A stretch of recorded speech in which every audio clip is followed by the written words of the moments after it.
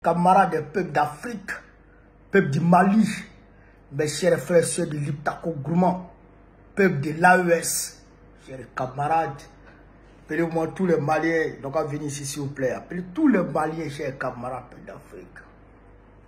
Alors, je voudrais ici m'exprimer sur la situation qui prévaut aujourd'hui au Mali, 4 mai 2025. Frère, de prime abord, je voudrais déjà affirmer mon soutien clair, affiché et sans ambiguïté au général d'armée Assimi Goïta.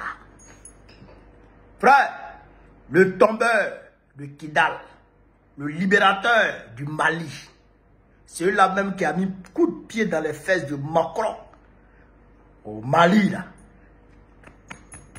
Il a mon soutien. Clair, ça, il n'y a même pas d'ambiguïté dessus. Allez, vous avez compris là.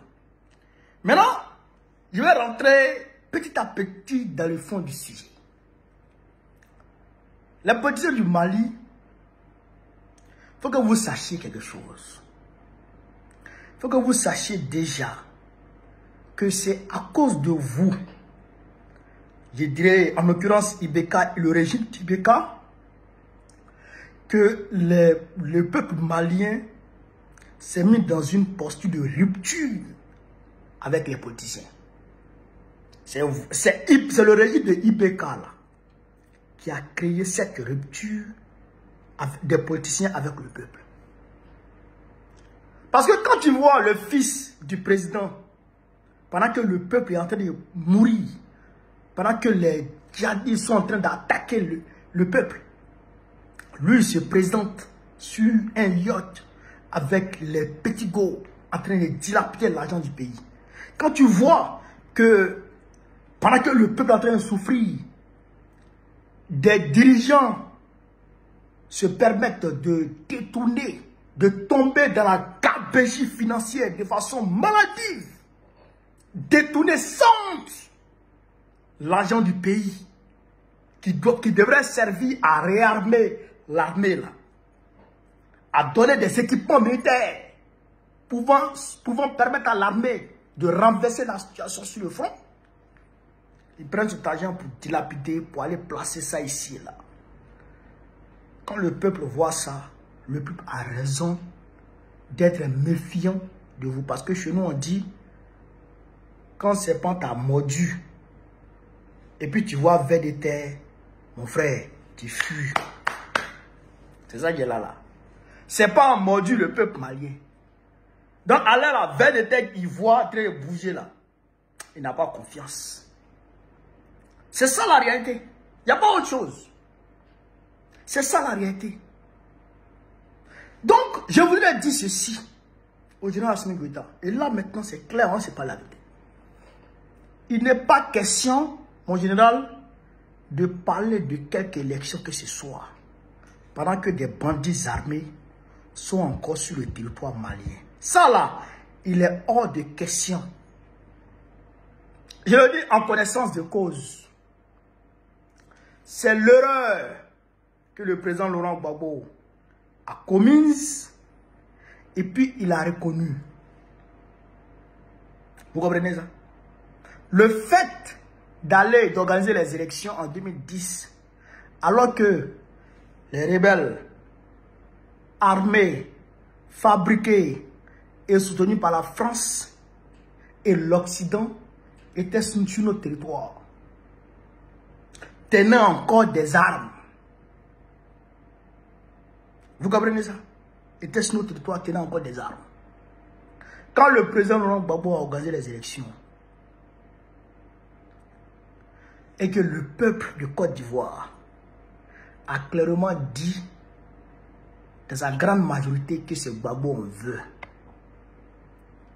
et que la Cour constitutionnelle, le seul organe en droit de déclarer un homme et de confirmer un homme président de la République, a dit que le président Gbagbo a gagné, la France, l'ambassadeur de France et l'ambassadeur des États-Unis sont allés prendre en otage Issou Bakayoko, ancien président de la CEI, de la Commission électorale indépendante, pour l'envoyer au Golf Hotel, dans le QG de Alassane Ouattara, pour qu'il dise, fusil sous la tempe, c'est sa famille étant prise en otage, que Alassane a gagné. Et vous savez qui a rejeté les résultats proclamés par la Cour constitutionnelle? L'organe légal, le seul organe légal qui a la légitimité de dire celui-là qui a gagné, celui-là. Vous savez qui a mis en cause l'arrêté de Paul Yaoundé, président du Conseil constitutionnel? Vous savez qui a mis en cause? C'est un Coréen, Choi, Wanju Choi. Il était le premier responsable de l'ONU en Côte d'Ivoire. C'est lui qui a dit que ce que Paul Yaoundé a, c'est faux. Et que c'est pour Issou Bakayoko qui est vrai. Un Coréen qui proclame qui a gagné ou qui n'a pas gagné en Côte d'Ivoire. Qui met sa gueule de mangeur de vers de terre là, dans notre affaire électorale. Et c'est sur cette base, Sarkozy est venu bombarder la Côte d'Ivoire. Vous avez vu, non? Donc, on ne peut pas prendre le risque de répéter ce qui s'est passé en Côte d'Ivoire. On ne peut pas prendre le risque de répéter ce qui s'est passé en Côte d'Ivoire, au Mali. Ça là, ça doit nous servir de leçon. Ça doit nous servir de leçon. Donc, les politiciens là, si vous êtes véritablement patriote, vous êtes véritablement républicain, attendez à ce que on finisse de chasser les terroristes. Et puis maintenant, il va s'imposer à Assimi Goïta de mettre balle au centre, d'organiser les élections. Ce qui est tout à fait normal.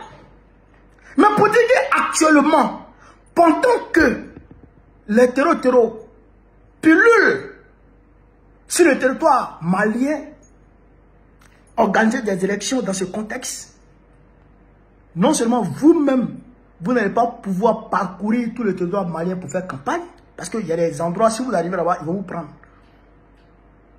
Ils vont vous prendre. Et la même malienne, on ne peut pas mobiliser la même malienne pour protéger des politiciens qui font campagne. Non, c'est pas possible. Donc, il faut attendre à ce que la même malienne finisse de chasser tout cela. Et maintenant, on met pas le centre. Oh, vous êtes pressé pourquoi? Vous êtes pressé pourquoi? Ne soyez pas pressés. Ne soyez pas pressés. Restez tranquille. Et il faut dire aussi qu'il y a de la manipulation dans cette affaire. Il y a certains politiciens qui sont, je ne dis pas tout, hein, mais il y a certains qui sont manipulés. Parce que quand il entend quelqu'un crier, on veut la démocratie, on veut la démocratie. C'est-à-dire que le gars, il ne dit même pas on veut la démocratie. Il dit on veut la démocratie. Démocratie comment? C'est-à-dire que le gars, il ne sait même pas de quoi il parle. Hein? Il ne sait même pas de quoi il parle. Mais il dit on veut la démocratie.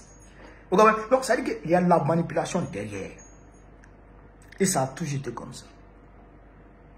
Quand on veut sortir de l'eau, on manipule certains groupuscules. Et c'est ces groupuscules-là qui nous tirent derrière. Et quand on tombe ensemble. Et après, après, on est frappé de remords. Ça là, ça ne doit plus arriver. Attendons à ce que le combat contre le terrorisme soit véritablement gagné par Assimi Goïta et son équipe. Quand ils vont finir de gagner ça là, et qu'il n'y a plus de terroristes sur le territoire malien, à ce moment, on organise les élections tranquillement. Et puis le peuple va choisir. C'est tout. Parce que moi, je sais que vous-même, là, vous pouvez gagner Assimi Goïta. Vous, là, vous ne pouvez pas gagner Assimi Goïta. Mais, ça, c'est un autre débat. Ça, c'est un autre débat. Quand Assimi va gagner, quand on va finir de chasser les terroristes, là, et puis on va organiser les élections maintenant, on va voir qui va gagner. Ça, c'est une vérité. Mais, pour l'heure, laissez Assimi tranquille mener le combat contre les terroristes. Laissez-le mener le combat contre les terroristes. Quand il va finir ça, il va organiser les élections. Voilà. Donc, sur ce, vive l'Afrique libre, vive le panafricanisme, vive tous les présidents panafricains, vive Assimi Goïta, vive Ibrahim Traoré, vive Abdoulaye Tiani, Gbagbo, président de la République Côte d'Ivoire en octobre prochain. Inch'Allah. On est ensemble les gars. Merci.